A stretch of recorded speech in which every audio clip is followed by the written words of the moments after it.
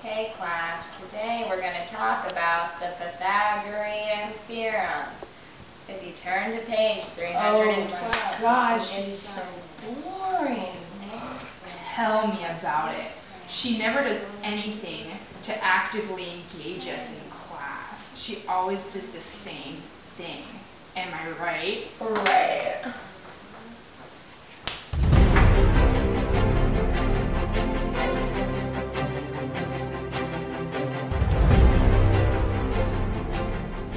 Now that classroom did not look very interesting. Hi there, Nicole Mouthainer here for Eced 372 News, coming at you with the latest information on technology in the classroom. When students are using technology as a tool or a support for communicating with others, they are in an active role rather than a passive role of recipient of information transmitted from teacher, textbook, or broadcast. Interesting. The student is actively making choices about how to generate, obtain, manipulate, and display information. Technology use allows many more students to be actively thinking about information, making choices, and executing skills that is typical in teacher-led lessons. The most common and in fact nearly universal teacher-reported effect on students was an increase in motivation. Teachers talked about motivation from a number of different perspectives. Some mentioned motivation with respect to working in specific subject area. For example, a greater willingness to write or to work on computational skills. Others spoke in terms of more general motivational effects, student satisfaction with the immediate feedback provided by the computer, and a sense of accomplishment and power gained in working with technology. A related technology effect, stressed by many teachers, was enhancement of student self-esteem. Both the increased competence they feel after mastering technology-based tasks and their awareness of the value placed upon technology within our culture led to increases in student sense of self-worth. Refreshing. Just like this information. Students, even at elementary school level, are able to acquire an impressive level of skill with a broad range of computer software. Although the specific software tools in use will likely change before these students enter the work world, the students acquire a basic understanding of how various classes of computer tools behave and a confidence about being able to learn to use new tools that will support their learning of new software applications. And now we go to Leslie Vaught, our in-the-field reporter, for her take on the effects of technology in the classroom. To you, Leslie.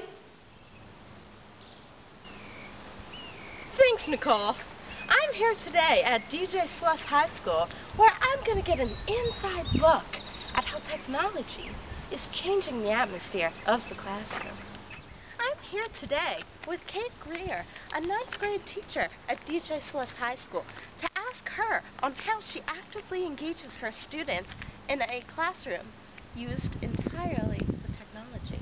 Hello, Kate. Hello, how are you? I'm wonderful. Why don't you tell us a little bit about how you use technology in your classroom and the impact it has had on your students? Well, Leslie, I know I don't look like the hippest teacher, but I love using technology in the room. It really keeps students engaged and ready to learn. So, for example, the first thing I did when I got my teaching position was set up my school website. And that way, my students have access to their homework, the class schedule, and any upcoming event that we'll all be attending together. And then, another thing that I do is I utilize a smartboard because it's more fun than a chalkboard, and it doesn't have that sound, you know? It's so annoying. Great. I hated those chalkboards. Oh my goodness. I know. Ooh. And you get all that on your hands. It's disgusting. I know. And so the smartboard, you can do so many different things. It comes with all these applications or apps, as the kids say, and it's just so fun and educational, you know? All those practices just sound so beneficial for your students. Have you shared any of this insight or information with your colleagues? Well, you know, Leslie, some of us are really excited about what technology can do for the classroom, but some of my colleagues just don't understand why it's needed. Like, why don't we just stick to what we know? But could you elaborate on how you would teach this to students or to colleagues? Would you host any workshops or anything? I would do some workshops, and I could have like one teacher at a time like come in and see it at work in my classroom so they can see the real benefits and see the students actively engaged. That sounds very nice and sounds like it would really benefit the teachers and the students in the long run. Later on in this segment, we'll talk with professionals who don't agree with using technology in the classroom. But for now, let's go to some of Ms. Greer's students and ask their opinions on technology in the classroom. Here are two students. Let's ask their input on technology in class. Hello. What's your name? I'm Brianna. Brianna, it's nice to meet you, Brianna. I'm here with Eced 372 News, and I just wanted to get your input on how technology is used in your classroom. Well, Miss Greer has taught us a lot about technology in the classroom, and it's actually influenced me to be a web designer when I'm older. She's taught me so much, and I'm actually working on some stuff right now. Oh, wow. Can I see? Yeah. So this is all the web design stuff she lets us do, and she even lets us come outside and use our laptops and phones, and it's really beneficial. Yeah. Wow, that's very interesting. And you want to be a web designer. When you want to look up something, where do you go? Do you go to the phone book or encyclopedia? No, and that's great because people used to have to carry around a lot of books, and that's actually bad for your back. All I have to do is carry my laptop, use the internet, like Google. Google Scholar is a really great site, and you can find anything you want in this little book. In my book, I mean MacBook. So, and you can also use iPads, which, you know, a little smaller. Wow, thank you so much for your input. Thanks. And here's another student in Miss Greer's class. What's your name? The name's Nick. Hello, Nick. Could you share a little on how Miss Greer uses technology in the classroom? Yeah. Miss Greer rocks because I never forget when I have an assignment because she tweets them. Oop! Quiz next week. Wow, that's very interesting. Does she use anything else to show your assignments, such as other resources? Does she have a web page or anything? Yeah, actually, she has a interactive blog that she has for her students where we can have discussions and stuff, and I end up learning a lot from my fellow classmates. Wow, that's really nice. And that must allow students to share things or ask questions that they might not feel comfortable raising their hands and asking. Do you agree? I would wholeheartedly agree with that. I'm really shy. Wow, that sounds like #awesome. I'm here inside at DJ Sluss High School to talk to a teacher who doesn't use technology in her classroom and doesn't believe that it is developmentally appropriate or best practice.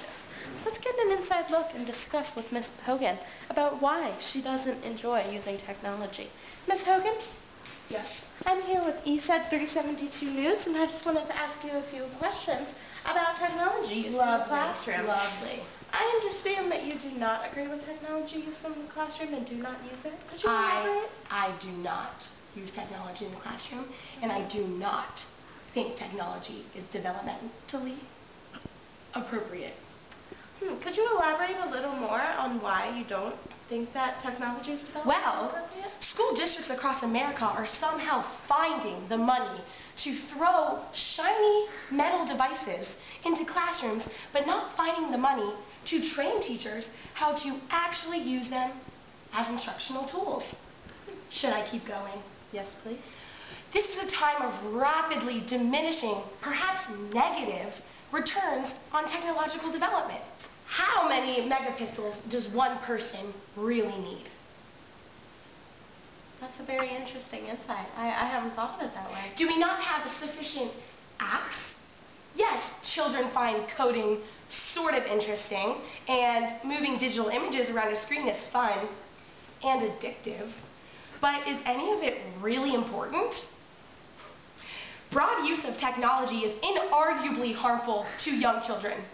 But among older students in the high school we're in, emphasis on technology is more of a sin of omission than one of commission. Education is ultimately a zero-sum game. Every hour spent in the digital world, at school or at home, is an hour not spent doing something more valuable. Unfortunately, ultimately, corporate curriculum and technology in the classroom will always be plagued by the underlying impetus of profit. When dollar signs win technology, students and teachers tend to lose. Wow, you're very passionate, and some of those insights I would have never really thought about. Thank you so much for your time. You're welcome. I hope you take that to heart. Thank you. And back to you, Nicole. In the studio, I'm Leslie Bott in the field. Thanks, Leslie. Now, we did certainly learn a lot about technology and education today, ranging from its effects on students, the classroom, teachers, and as well as the negative aspects. This has given me a lot to think about when it comes to the type of environment I want my child to learn in. This is Nicole and my baby signing off on Eced 372 News.